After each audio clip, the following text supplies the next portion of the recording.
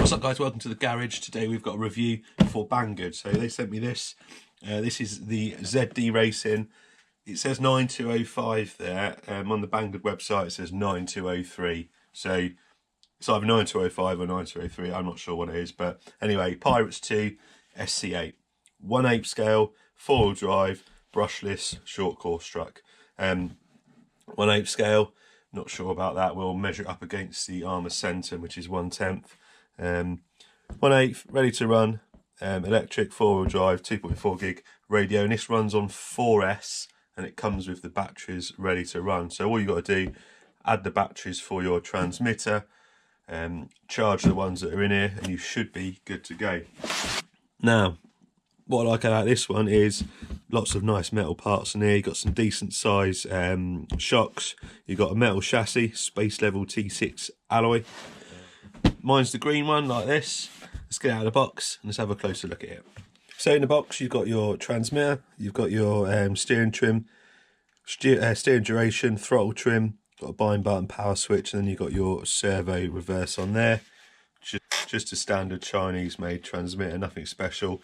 Feels a bit cheap, but not the best transmitter I've seen, but it'll do the job, and you've got all the right stuff on there for your trim and that. You got a little charger. Not something I'd recommend if you've got your own charger. This will do the job. This will be absolutely fine, but it's just a balanced charger. Plug your battery in there and then it'll charge it. Little instruction bit for your transmitter, and then you've got your manual with some servo pads there, or tape, and then a couple of cable ties. Strangely, in this one you don't get a wheel wrench, so you have to get them off yourself. So this is the truck. You'll notice straight out of the box, I think the suspension needs adjusting. That's it at full height, and then you'll see it just sinks down like that. So and it's bottom straight out. So we'll have to have a look at that. Possibly the springs are just on the lowest tension. Looks quite nice overall. It's definitely, the rears don't look too bad, and they've got some good. You've got a good feel about them. Plenty of damp in there, but not too bouncy. So that's good. And then you've got the body. It doesn't look too bad. It's not as nice looking as some of the other manufacturers out there, but it looks alright. It's not the worst I've seen. And then the wheels. They look a bit more like road tyres really than sort of dirt tyres. They're quite firm, but I don't think that's the rubber. It feels like, well, I don't know actually. It feels like they've got foams in them, but the sidewalls are quite hard on them, so I don't know how these are going to do. Once they've warmed up they might be alright, but the rubber feels alright, just a bit hard on that sidewall there, but we shall see. So price wise, this comes in very similar price to the BLX range from Armour. This obviously does come with batteries, whereas the Armour doesn't come with batteries. As you can see there, you got your two 4S batteries. I'm just going to get these out and get them charging now, and then we can have a quick look at it when it's running. So rather than giving you two separate batteries and like a little adapter, they've wired them in like this configuration, which is a bit weird. It's just a bit messy, but it should be alright. So these are the batteries. They feel pretty light and flimsy. I'm not sure they're 4000 milliamp hour, but I'm sure we'll see. I've got some 5200, some Florion ones, and I think these are alright. These are sort of middle of the range and nothing special, but we'll try it with this, and then we will go back and see if these make a difference. But yeah, batteries feel a bit. Right, so while the batteries are charging, let's have a look over this thing underneath. Now, it does look really nice, I must admit. It's got all metal chassis there. It looks really nice. Everything's tapered in there, so there's nothing really sticking out. There's a few of them just protrude a bit, but nice alloy chassis there. I'm not sure how strong that's going to be. Yeah, suspension arms are all plastic, and then you've got metal hubs. Nice big shocks. These look very similar to the Armour ones. But yeah, nice big metal shocks there. I think these front ones, we need to check these because they're a bit loose, a bit soft, it's just sinking straight away. So we'll adjust them up. You got your steering servo under here, you got your receiver box, then you got your motor there, with, feels like, yeah, that's a plastic, so you got a metal pinion and then you got a plastic spur there, which is a bit of a shame really. I'd have expected a metal one, but yeah, definitely plastic, metal, plastic, and then metal drive shafts run through centre diff, and you've got rear diff and front diff, and it's got full ball bearings all through it. The diffs look quite small looking at them, so it'd be interesting to see how much abuse this thing can take, but overall doesn't look too bad. I'm not going to pull this apart to look at it first, however I will say it's always a good idea just to double check over everything. If you look, I don't know if you can see how loose that is there, and guarantee if I get a hex drive, yeah, that is not even close to being done up. And the other side, exactly the same. So straight away, that's cleared that up. There's a little bit of movement in the hub there, but I think that's probably just a little bit of play in some of the joints. But I'm going to take the wheels off, and I will, before I run it, I'm definitely going to go over this and check all the fixings and stuff, make sure nothing's going to fall off. But it's definitely worth looking at these when you first get them, especially these ones from China.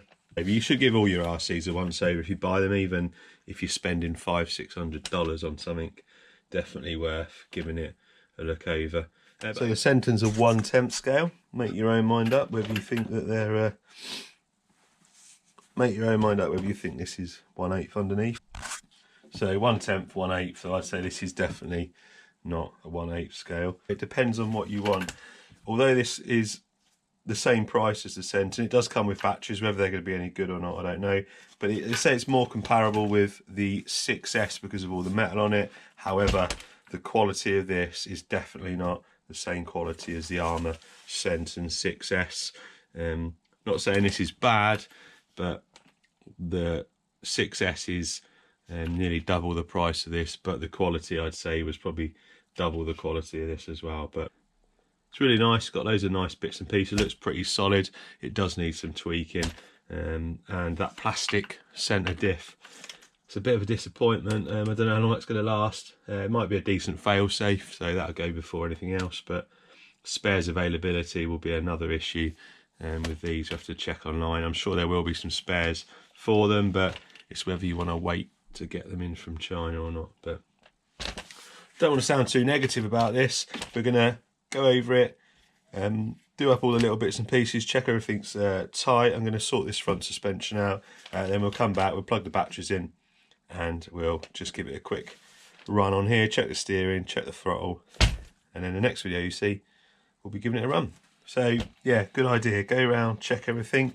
Here's another example for you. I've just tightened this side up, but you can see there's a little bit of play there, but that's normal to get a small amount of play. But then if you look at this side, which I've not touched yet, that thing is all over the place. So I've been round off camera, and I think I reckon I've probably tightened up around 15 different fasteners on this. So this bit, so this one is that bottom one there, really loose, so it doesn't wobble anymore. So definitely, if you are going to buy one of these, get an Allen wrench, go around and check everything. So you'll see that's a lot better now. I've also adjusted the front suspension now, so that's not sagging.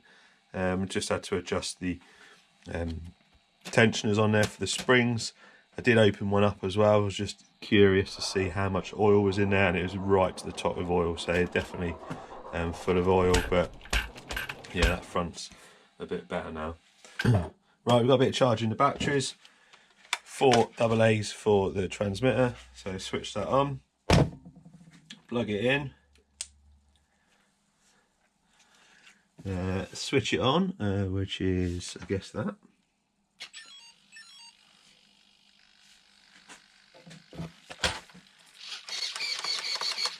Steering, not the strongest of servos. That's a bit.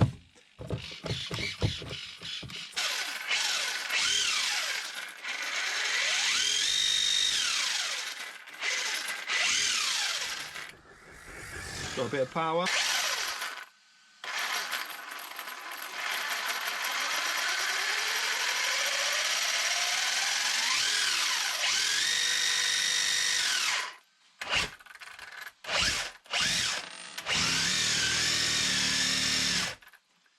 Yeah, it's got a bit of power there. Definitely got a little bit of punch. Oh, it smells now, burning rubber. Yeah, I'm interested to see how this goes. So anyway, overall, apart from having to go around and tighten everything, you shouldn't really have to go around and check stuff. You should be able to get it. If it's ready to run, you should be able to get out of the box, stick some batteries in it, take it out bashing, but give it a once over if you are getting one.